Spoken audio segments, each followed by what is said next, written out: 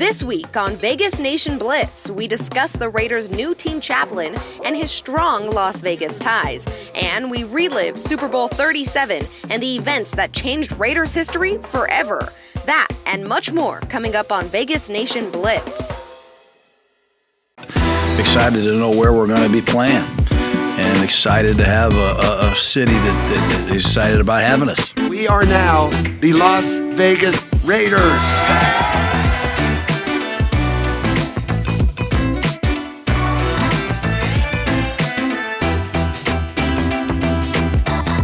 It's time now for another episode of Vegas Nation Blitz. Welcome back, everyone. I'm your host, Cassie Soto. It's no doubt that the NFL season will look a whole lot different this year, and the NFLPA and the NFL have put out some new rule changes that have left some people scratching their heads as to why they decided upon these things. So for more on that, let's go ahead and bring in the Las Vegas Review-Journal sports columnist and Ed Graney. Ed, like I said, the NFL, of course, is looking to keep their players safe should there be a season this year. But one of the rule changes that really, has me questioning it here is that players will not be allowed any post-game interactions within 6 feet of each other after having just played a full contact sport. Can you explain that for me? I can't. Cassie, you're young enough to know this game show, Figure It Out. You know what? The NFL is trying to figure it out. It's a little silly when you play an NFL football game, sweating, sometimes bleeding on each other, to afterwards say, guys, don't exchange jerseys. But I'm telling you, they're trying to do the best they can to make it safe, to make it healthy. I think in football, that's going to be really hard to do. It just is. The contact of the game, this might be the hardest game we have in terms of keeping safe and healthy.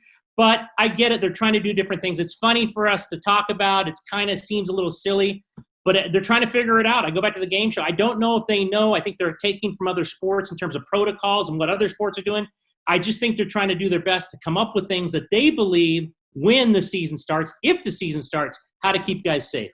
And what do you know about some of the other protocols besides the jersey exchange? We're not doing that anymore. Other things that they're doing on the sidelines, who they're allowing even into the games. What do we know on that front? I'm not even sure Gruden's allowed in, but I think he will be. No, I think they'll limit coaches. A lot of coaches go from the press box anyway. Some of the coordinators like to be on the field with the head coach. I think they'll limit the coaches. I think they're going to limit who's on the field in terms of officials and people who are usually on the field. They now have one entrance and exit, which will be fun in terms of rivalries and guys going in and out. I'm sure they'll time that well. Everyone on the field will be tested for COVID. So they're trying to do as much as they can outside a game where you're touching someone on most every play to keep guys safe. I think they're doing the best they can. I think it'll change as we get towards the season. But the ones we've heard so far kind of make sense as to what they're trying to do. Yeah, well, it'll be definitely interesting to see what sort of changes even coming up to training camp in the next few weeks here, Ed. Well, as far as Raiders news go, we have found out that former UNLV great and NFL great Randall Cunningham will now be the team's chaplain. You know the guy. You obviously lives here in Las Vegas. You've gotten to know him very well. What do you know about Randall that will make him a good fit here for the Raiders? I've seen Randall actually preach at Remnant Ministries down in Henderson. I've gone to his services. I think it's a great choice. Randall knows the league. He knows the history of the league. I loved Randall's quotes. He said, I'm here to be the chaplain. I'm not here to call plays. I'm not here to run the offense, but if they ask me, I'll give them our expertise. He's a great NFL player. Obviously, he's a great college player. People forget he's one of the best college punters around at UNLV because they always think of him as a quarterback. I think it's a great choice. Randall's here. He knows the town. And I think he'll do really well. And, most teams, if not all, have a chaplain, guys who are very faithful. So I think Randall's a perfect choice for Las Vegas. All right, Ed. Well, thank you so much for the quick updates. Thanks, Cass. In other NFL news, the Washington Redskins announced that they will retire the team's nickname and logo. The team said owner Dan Snyder and coach Ron Rivera are working on a new name and design. The NFL and Oakley unveiled face shields for players' helmets to protect them during the COVID-19 pandemic. The league says Oakley worked with players to develop the shields. And Las Vegas native and former NFL player DeMarco Murray is a part of a group of investors trying to buy the New York Mets. The group also includes Jennifer Lopez and Alex Rodriguez. Let's go ahead and get a Raiders social media update from our very own social media manager, Adrian Iadarko. Adrian, teams, of course, are always very excited when they can land a dual sport athlete on their roster. And it looks like Raiders offensive tackle Trent Brown is proving that he's got some hidden talents on the basketball court. Yeah, somebody tell Zion to watch out. This is 6'8", 350 Trent Brown, just casually throwing down a windmill. I had to watch this a couple times and make sure I was seeing it right. So people think these big linemen in the NFL are not athletic. That's totally wrong. These guys are big, strong, fast, and can jump. And Trent Brown's a perfect example of that. And that's why he's one of the best tackles in the league. And he made it look like it was not even an issue at all. Yeah, it looked so easy. That's why I was so taken aback by it. I mean, it looked like he just does that like a walk in the park, like after a workout, just, casual windmill. That's awesome for Trent Brown. Well, sticking with the offense here, Henry Ruggs III, Adrian, can't seem to stay out of the Raiders headlines, and for good reasons, because his speed is obviously so killer that it impresses people both in person and now virtually, it seems. Yeah, it seems like we're talking about this guy every week. He just got his Madden rating in. He has a 98 speed, 97 acceleration, so he's going to be ridiculous on that video game, and I expect he'll be the same way on the field for the Raiders. And if that wasn't enough, he topped it off by getting a brand new Corvette. And what I love about this is it's green, and he calls it Lizzie, short for lizard. So it's perfect for the hot desert Vegas terrain. So I just love him already embracing the Vegas vibes. Fits in perfectly. We can't wait to see him get on the field here, Adrian. Thank you so much for that update. Thank you. Well, fans, be sure to stick around after the break because we will be discussing a new podcast that takes a look at the drama that unfolded for the Raiders during Super Bowl XXXVII. Stay with us.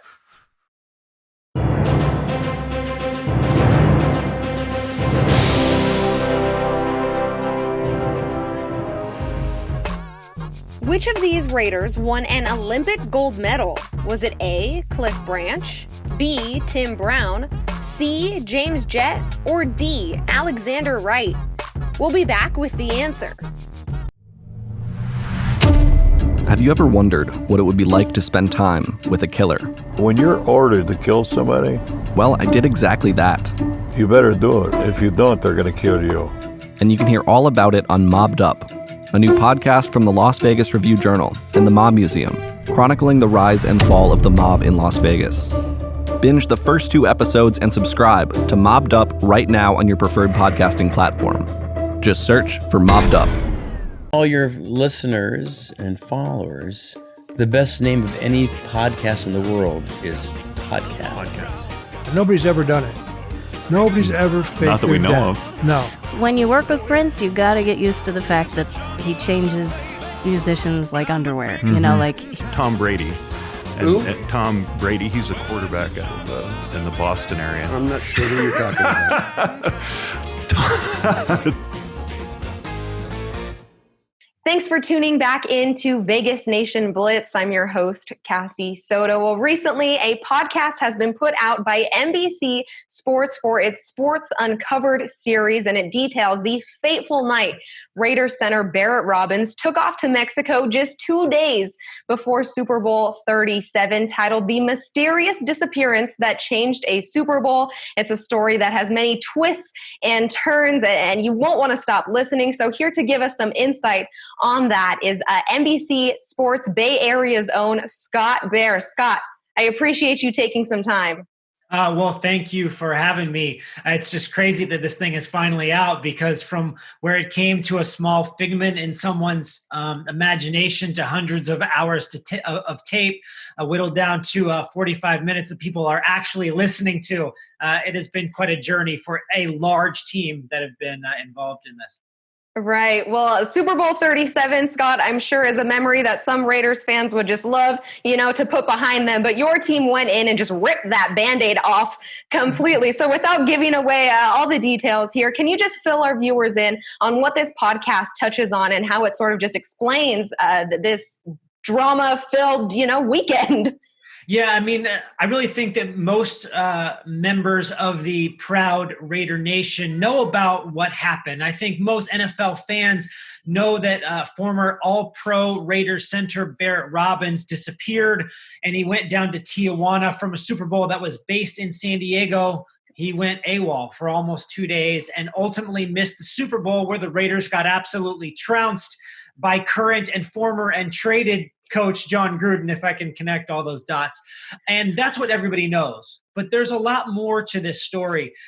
It's at times very serious. It's at times very heartbreaking, because this is a player who didn't just make a mistake and drink too much and get lost within himself. This is a player who's been dealing with mental health issues for a long time. This is about a league that didn't pay attention to those issues very often. This was a guy that was ultimately misdiagnosed. And this was a guy that was dealing with addiction as well. So there's a lot that goes into that one little nut graph factoid, and we really wanted to kind of break all those things down and try to offer up some new details about what happened during that weekend, and maybe kind of what happened after that as he tried to move on with his life. Very compelling story. Again, a sad story. At times, and ultimately a story that for a Raiders franchise that had so much success and rarely lost for a long decades of time, this is not necessarily a bright spot in their history.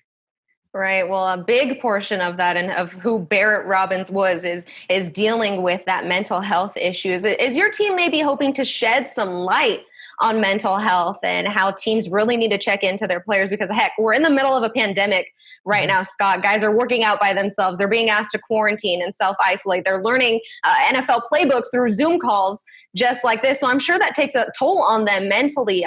Are you hoping maybe this inspires some change amidst of everything that's going on right now?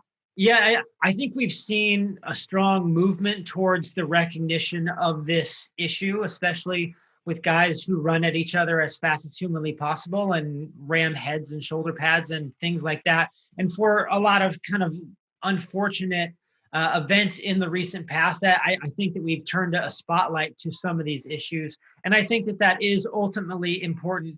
And the real tricky part of this subject matter, right, is you don't want to seem exploitative of a person that is dealing with a lot of things. Again, it's not a fun, I went out and partied and here's what happened. And that's kind of what we ultimately tried to show. And that's why it's so delicate when you're in the editing process, right? Because you don't want to veer too much into making him a spectacle and not enough maybe about the issues that he was dealing with. It absolutely blows my mind that he wasn't properly diagnosed with bipolar until after the Super Bowl, and he was alive for a long time before that. And we, ultimately tried to talk to a mental health professional about how being misdiagnosed with the improper pharmaceuticals can change someone with bipolar, and give somebody a full perspective, and how stress can change it and how addiction can change it.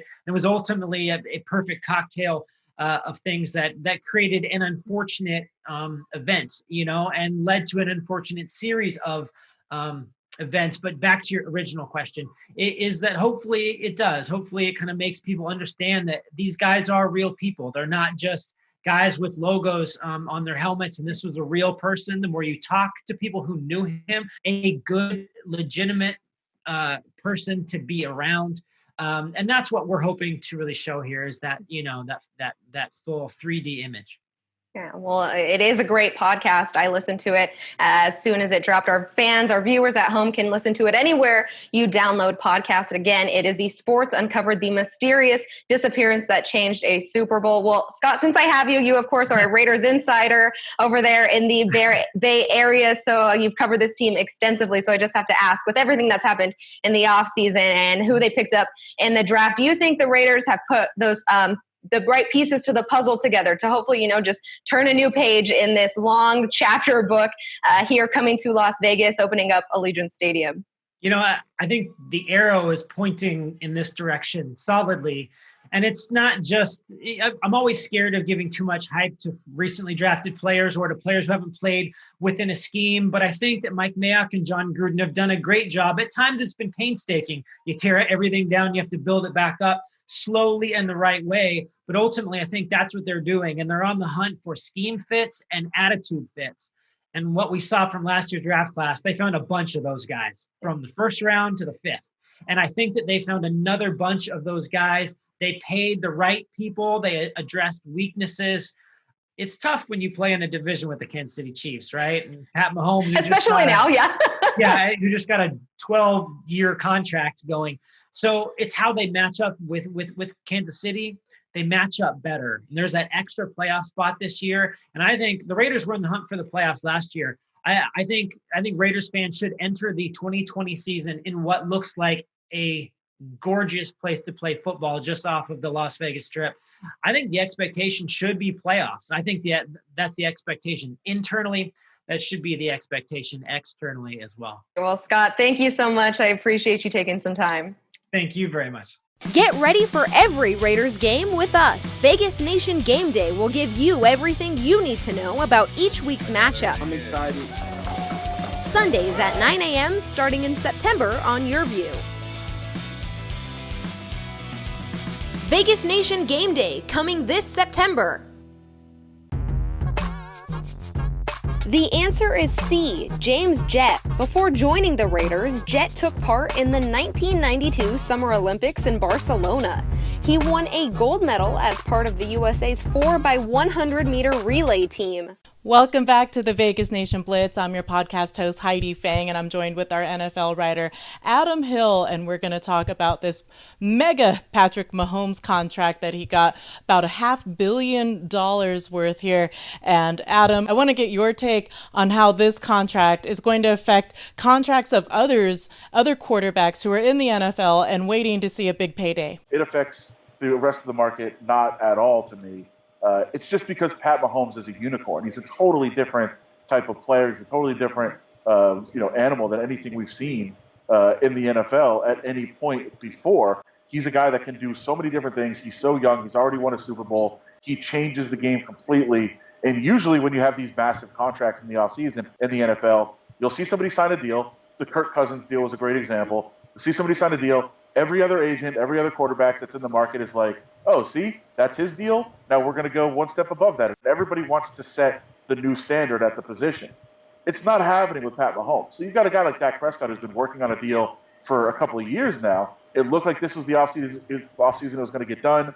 Mahomes gets done. It's not like Dak Prescott's agent can go to the Cowboys and say, okay, Pat Mahomes' deal is here. Now our deal is going to be here. It just doesn't work that way. I think you'll get laughed at. Like, nobody else is Pat Mahomes. Okay, if you could just explain to us how this might affect other players on the team who are still waiting for a big payday, somebody like Chris Jones. What do you see as far as this contract and its value and how it might affect other players on the team? Other players at other positions are not going to get those massive deals. You're going to have to let some guys walk. You really, really put the front office and the coaching staff to the test of building a team around a guy now that you're signing into this big of a contract. And let's not forget, that contract doesn't kick in right away. And even those first couple of years, it's not this $52 million contract that people are talking about. It gradually gets there. And by the way, by the end of the deal, it's not going to be the same deal anymore anyway. The Chiefs are going to have to get really creative, but I think they're going to take that trade-off to have Pat Mahomes locked up long term. Thank you so much for all of that great insight as always. And right now, everyone stay tuned because we're going to take a moment back to look back at the Raiders' Green Bay Packers game that they played in Winnipeg, Canada on an 80-yard field. On August 22nd, 2019, the Raiders played their third preseason game in Winnipeg, Canada. The Raiders were the home team. Typically, in the third preseason game, fans would expect to see starters on the field at the beginning of the game. But as field issues and safety concerns started to mount, the Raiders decided to sit all of their starters. Investors Group Field in Winnipeg, the home of the CFL's Blue Bombers, had to move their goalposts on the field, which left holes in the end zones that were not properly filled in. In order to avoid injuries from happening, officials decided that the best thing to do was to play the game on a shortened field to avoid the divots in the turf. Both teams agreed. The field of play was an 80-yard field as opposed to a 100-yard field. The end zone started at the 10-yard line markers and were marked by bright orange pylons. There were no kickoffs allowed. Instead, the football was placed on the 15-yard line. As for the game, the Packers were ahead of the Raiders 21-10 at halftime, but the Silver and Black closed in the second half of the game. The Raiders edged out the win 22-21 on the heels of a 33-yard field goal by Daniel Carlson that soared through the uprights with 8 seconds remaining in the game. And that'll do it for this moment in Raiders history. We will be back next week. Have you ever wondered what it would be like to spend time with a killer? When you're ordered to kill somebody, well, I did exactly that. You better do it. If you don't, they're going to kill you. And you can hear all about it on Mobbed Up, a new podcast from the Las Vegas Review-Journal and the Mob Museum, chronicling the rise and fall of the mob in Las Vegas. Binge the first 2 episodes and subscribe to Mobbed Up right now on your preferred podcasting platform. Just search for Mobbed Up. The new and improved Vegas Nation app has all your Las Vegas Raiders news, videos, podcasts, stats, standings, stadium progress. Download now in Google Play or the App Store.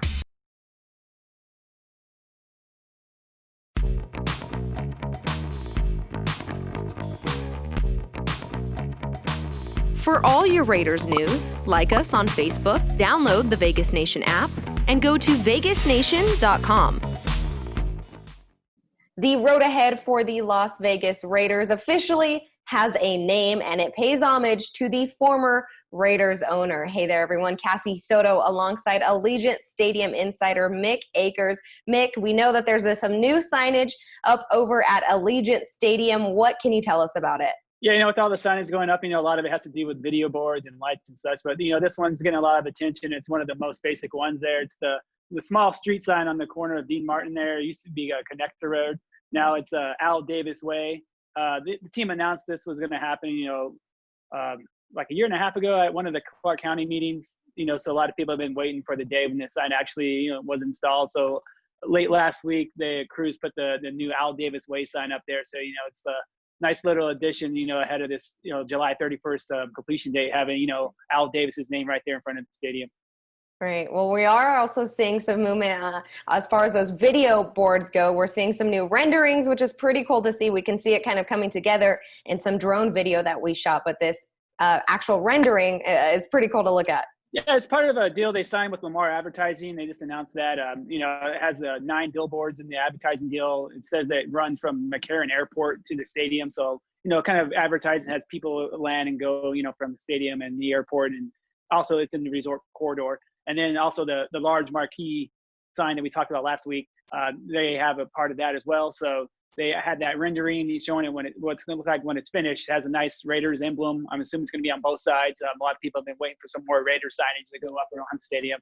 So, you got the Raider image one and then one on the floor on the north end, when you walk in the main entrance. And now you're going to have these ones here. Looks like the main video board's going to, have a little pop to it. So, that Raider signage, I'm sure will, appease a lot of fans. Well, we know that the signage plays a huge part in this. You've got that big one facing, that media mesh facing on the I-15, but also a big talking point of this stadium is, of course, that field tray, the retractable field tray. And it looks like we're seeing video or pictures on Monday for the very first time that we're seeing of it actually being put inside of the stadium, Mick. Yeah, so early Monday, it looks like the crews moved it from, it's outside where it's been, since they laid the grass, and it's inside, it took about 90 minutes. That's, the going rate, which they've been advertising for that to occur. Goes in on 13 rails and 72 motors. So that's inside now. What I would assume is going to happen, is they're going to do some work on the outside on the ground because they're going to have pregame activities out there. Some of the renderings showed a Raiders logo being on the ground there. I'm not sure if that's going to be part of the, the finished package. Some of the stuff changes with the renderings, but whatever, finishing groundwork they got to do out there, I'm sure that's going to be taken care of here in the next couple of weeks ahead of the July 31st date. Great. All right, Mick. Well, thank you as always for those updates. Hey, thanks a lot. Thank you so much, as always, for watching this week's episode of Vegas Nation Blitz. If you need more Raiders news to listen to, you can download our Vegas Nation podcast, which drop 3 days a week now on Mondays, Wednesdays, and Fridays. You can find those anywhere you listen to podcasts or, of course, on our Vegas Nation app. For our Vegas Nation crew, I'm Cassie Soto. We'll see you next week.